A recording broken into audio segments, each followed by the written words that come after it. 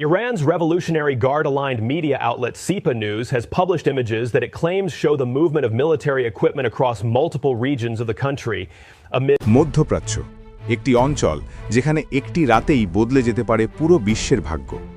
আজ থেকে কয়েক বছর আগেও ইরান আর ইসরায়েলের সংঘাত ছিল ছাড়া যুদ্ধ, গোপনে হামলা, প্রক্সি বাহিনী, গুপ্তচর বৃত্তি। কিন্তু এবার ইরান প্রকাশ্যে ঘোষণা করেছে, আমরা আর নীরব থাকব না। প্রশ্ন হচ্ছে, কেন এবার ইরান সরাসরি ইসরায়েলকে চ্যালেঞ্জ জানালো? এর পেছনে কি লুকিয়ে আছে? আর এই উত্তেজনা কি তৃতীয় বিশ্বযুদ্ধের দিকে ঠেলে দিতে পারে বিশ্বকে?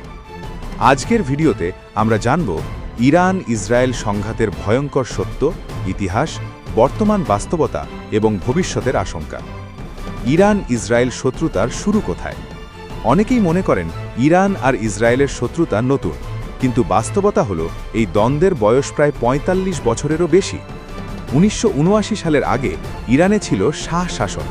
তখন ইরান আর ইসরায়েল ছিল প্রায় মিত্র। কিন্তু ১৯৭৯ সালে ঘটে যায় ইরানি ইসলামী বিপ্লব। ক্ষমতায় আসে আয়াতুল্লাহ খোমেনি। এরপরই ইরান ঘোষণা করে ইসরায়েল একটি অবৈধ রাষ্ট্র। সেই মুহূর্ত থেকেই শুরু হয় আদর্শগত যুদ্ধ। একদিকে ইসরায়েল, অন্যদিকে ইরান ও তার সমর্থিত শক্তিগুলো।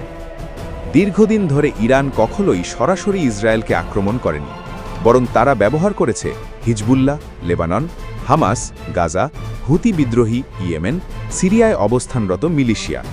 এই কৌশলকে বলা হয় প্রক্সি ওয়ার বা প্রক্সি যুদ্ধ। ইসরায়েলও বসে থাকেনি। তারা গোপনে ইরানের পরমাণু বিজ্ঞানীদের হত্যা, সামরিক ঘাঁটিতে বিমান হামলা, সাইবার অ্যাটাক সবকিছুই চলছিল পর্দার আড়ালে। কিন্তু এবার সেই পর্দা সরে গেছে। আসুন জেনে নিই, কেন এবার ইরান সরাসরি চ্যালেঞ্জ জানালো। এই প্রশ্নের উত্তর লুকিয়ে আছে কয়েকটি বড় ঘটনায়। ১. কূটনৈতিক সীমা লঙ্ঘন। ইরান অভিযোগ করে ইসরায়েল তাদের কূটনৈতিক স্থাপনা এবং উচ্চপদস্থ কর্মকর্তাদের লক্ষ্য করেছে। আন্তর্জাতিক আইনে কূটনৈতিক স্থাপনায় হামলা মানে সরাসরি যুদ্ধের ঘোষণা। ইরান এটাকে রেড লাইন হিসেবে দেখে। অভ্যন্তরীণ চাপ। ইরান দীর্ঘদিন ধরে অর্থনৈতিক নিষেধাজ্ঞা, অভ্যন্তরীণ বিক্ষোভ এবং আন্তর্জাতিক চাপ। এই অবস্থায় সরকার চাইছে জাতীয়তাবাদী আবেগ জাগিয়ে জনগণকে ঐক্যবদ্ধ করতে। বাইরের শত্রু দেখানো মানে ভেতরের ঐক্য। আঞ্চলিক শক্তি হিসেবে প্রতিষ্ঠা। ইরান নিজেকে শুধু একটি দেশ নয়, মধ্যপ্রাচ্যের নেতা হিসেবে দেখতে চায়। ইসরায়েলকে সরাসরি চ্যালেঞ্জ মানে পুরো মুসলিম বিশ্বকে বার্তা দেওয়া। ইরানের সামরিক শক্তি কতটা ভয়ঙ্কর?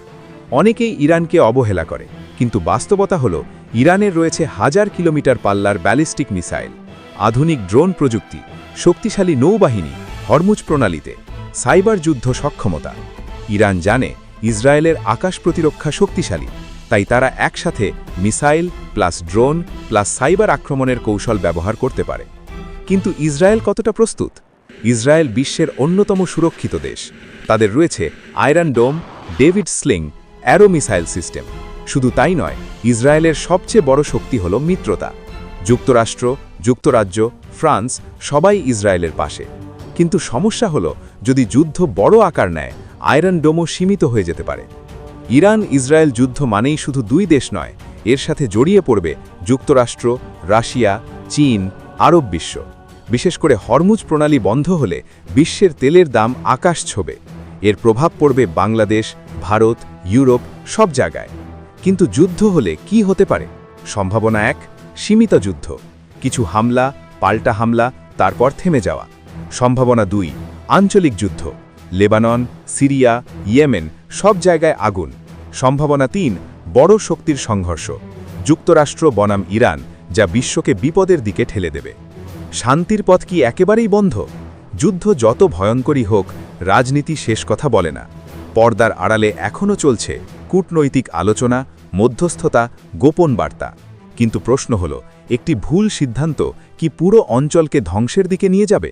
ইরান যখন ইসরায়েলকে সরাসরি চ্যালেঞ্জ জানায়, তখন সেটা শুধু একটি হুমকি নয়, এটা একটি সতর্ক সংকেত। পুরো বিশ্বকে জানিয়ে দেওয়া যে খেলা বদলে গেছে। এখন দেখার বিষয়, এই খেলা থামবে আলোচনায় নাকি ইতিহাসের সবচেয়ে ভয়ঙ্কর যুদ্ধের দিকে এগোবে? আপনার মতামত কি? ইরান ইসরায়েল যুদ্ধ কি অনিবার্য, নাকি শেষ মুহূর্তে শান্তি আসবে? কমেন্টে লিখুন। ভিডিও ভালো লাগলে লাইক দিন, আর এমন গভীর বিশ্লেষণ পেতে চ্যানেলটি সাবস্ক্রাইব করুন।